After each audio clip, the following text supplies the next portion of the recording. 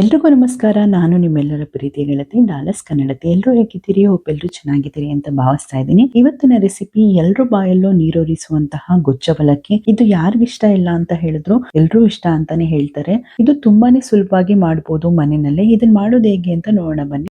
ಮೊದಲಿಗೆ 1 ಕಪ್ ಆಗುವಷ್ಟು ಅವಲಕ್ಕಿನ ತಗೊಂಡಿದ್ದೀನಿ. ಇದನ್ನ ಚೆನ್ನಾಗಿ ಕ್ಲೀನ್ ಮಾಡಿರ್ಬೇಕು. ಅಥವಾ ಧೂಳು ಏನಾದ್ರು ಇತ್ತು ಅಂದ್ರೆ ಜರಡಿ ಇಟ್ಕೊಂಡಿರಿ. ನೋಡಿ, ಇದು ಕಂಪ್ಲೀಟ್ ಚೆನ್ನಾಗಿ ಇರುವಂತಹ ಅವಲಕ್ಕಿನ ತಗೊಂಡಿದ್ದೀನಿ. 1 ಕಪ್ಪಲ್ಲಿ ಮಾಡಿದ್ರೆ ಇಬ್ರಿಗಾಗುವಷ್ಟು ಗೊಜ್ಜು ಅವಲಕ್ಕಿ ರೆಡಿ ಆಗುತ್ತೆ. ಇವಾಗ ಇದು ನೀಟಾಗಿರೋದ್ರಿಂದ ನಾನು ಮಿಕ್ಸಿ ಜಾರ್ಗೆ ಹಾಕೊಂಡು ತರಿಯಾಗಿ ರುಬ್ಕೊಳ್ತಾ ಇದ್ದೀನಿ. ರಿವರ್ಸಲ್ಲಿ ಅಂದರೆ ಆಪೋಸಿಟ್ ಡೈರೆಕ್ಷನಲ್ಲಿ ಒಂದು 5 ಸಲ ಆನ್ ಆ್ಯಂಡ್ ಆಫ್ ಮಾಡಿ ಸಾಕು. ನೋಡಿ, ಈ ಥರ ಆದರೆ ಸಾಕು ಗೊಜ್ಜು ಅವಲಕ್ಕಿಗೆ. ತುಂಬ ರವೆ ರವೆ ಆಗೋದು ಬೇಡ. ಇದನ್ನು ಇವಾಗ ಒಂದು ಬೌಲ್ಗೆ ನಾವು ಶಿಫ್ಟ್ ಮಾಡ್ಕೊಳ್ಳೋಣ.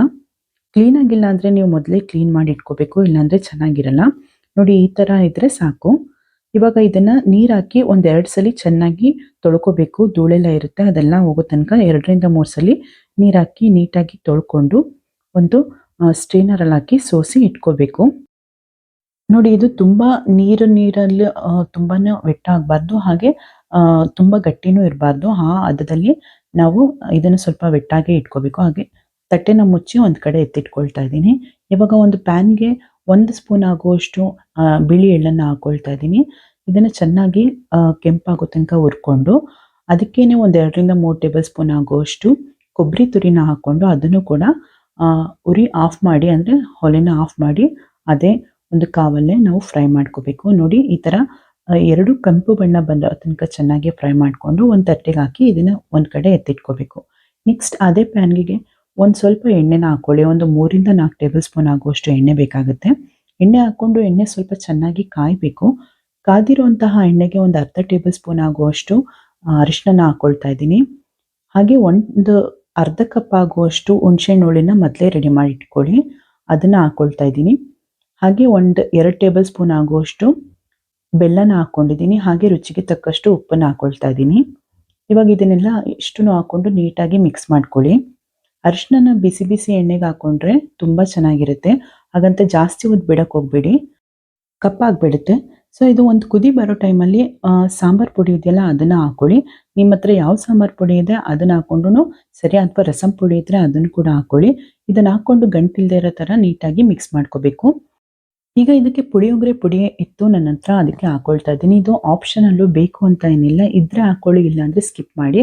ಜಸ್ಟ್ ಸಾಂಬಾರು ಪುಡಿ ಇದ್ರೇ ಸಾಕಾಗುತ್ತೆ. ಇದನ್ನು ಹಾಕ್ಕೊಂಡು ಒಂದು ನೀಟಾಗಿ ಮಿಕ್ಸ್ ಕೊಟ್ಟು ನೋಡಿ, ನೀರೆಲ್ಲ ಸ್ವಲ್ಪ ಹೆಂಗೋ ತನಕ ಒಂದು 4-5 ನಿಮಿಷ ಮೀಡಿಯಂ ಫ್ಲೇಮಲ್ಲೇ ಈ ಥರ ಚೆನ್ನಾಗಿ ಕುದಿಸ್ಕೋಬೇಕು.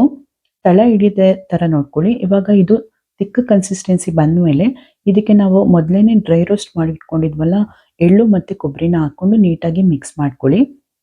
ಇವಾಗ ಇದಕ್ಕೆ ನಾವೀಗ ಆಲ್ರೆಡಿ ಅವಲಕ್ಕಿನ ರೆಡಿ ಮಾಡಿ ಇಟ್ಕೊಂಡಿದ್ವಲ್ಲ, ನೋಡಿ ಈ ಥರ ಉದುದ್ರಾಗಿರಬೇಕು. ತುಂಬ ಗಟ್ಟಿನೂ ಇರಬಾರ್ದು, ಹಾಗೆ ತುಂಬ ನೀರಾಗೂ ಇರಬಾರ್ದು ಗೊಜ್ಜು ಅವಲಕ್ಕಿಗೆ. ಇವಾಗ ಇದನ್ನೆಲ್ಲ ಹಾಕ್ಕೊಂಡು ನೀಟಾಗಿ ಮಿಕ್ಸ್ ಮಾಡ್ಕೋಬೇಕು. ಆ ಹುಳಿಲಿ ನೀವು ಈಗಲೇ ಆ ಹುಳಿನಲ್ಲಿ ನೋಡ್ಕೊಳ್ಳಿ, ಆ ಗೊಜ್ಜಲ್ಲಿ ಏನಾದ್ರು ನಿಮಗೆ ಇನ್ನು ಸ್ವಲ್ಪ ಉಪ್ಪು ಖಾರ ಬೇಕಿದ್ರೆ ಅದಕ್ಕೆ ಅಡ್ಜಸ್ಟ್ ಮಾಡ್ಕೋಬೋದು.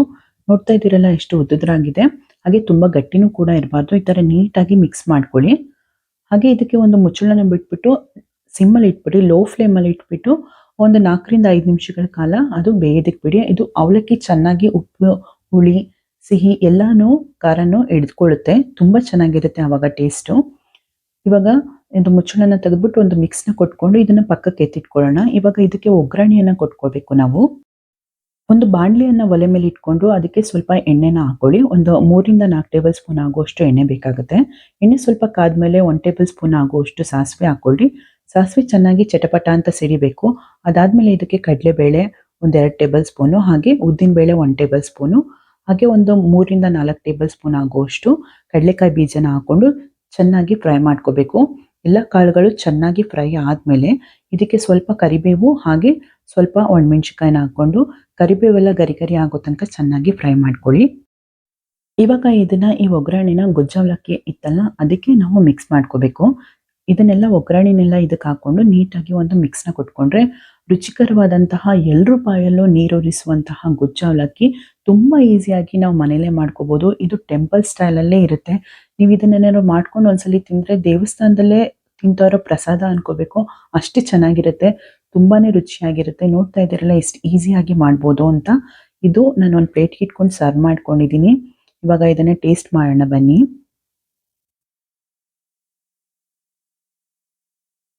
ಹ್ಮ್.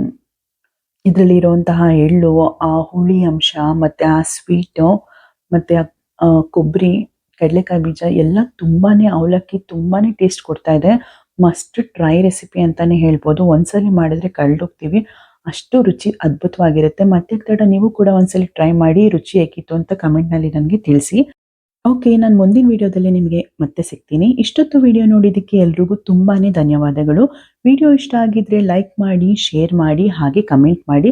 ಸಬ್ಸ್ಕ್ರೈಬ್ ಆಗೋದಂತೂ ಮರಿಬೇಡಿ. ಪಕ್ಕದಲ್ಲಿರುವಂತಹ ಬೆಲ್ ಐಕನ್ನ ಪ್ರೆಸ್ ಮಾಡಿ ನಾನು ಮುಂದೆ ಹಾಕೋ ಎಲ್ಲ ವಿಡಿಯೋಗಳ ನೋಟಿಫಿಕೇಶನ್ ನಿಮಗೆ ಬಂದು ತಲುಪುತ್ತೆ. ಬಾಯ್.